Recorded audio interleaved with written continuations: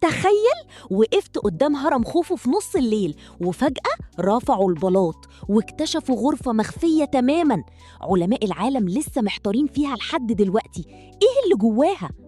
سنة 2017 فريق دولي استخدم أشعة كونية وكشف فراغ هايل طوله 30 متر فوق الممر الكبير، غرفة مقفولة من 4500 سنة محدش قدر يدخلها.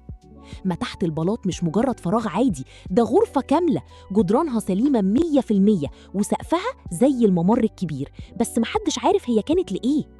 في ليلة من ليالي بناء الهرم حكاية غامضة بتقول إن عامل بناء شاف حاجة مخيفة جوه، حاجة خلته يهرب وهو بيصرخ، ومن يومها القدماء حذروا ما تفتحش الغرفة دي، فيها لعنة.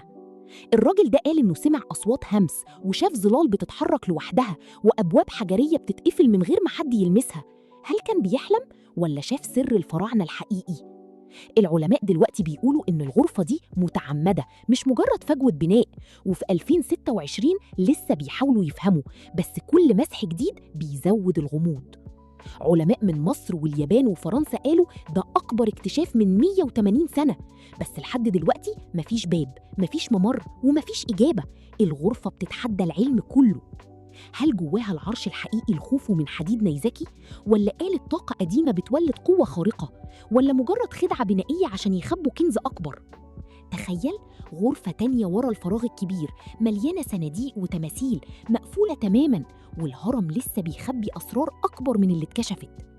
القدماء بنوا الهرم عشان يحمي سر، والسر ده لسه عايش.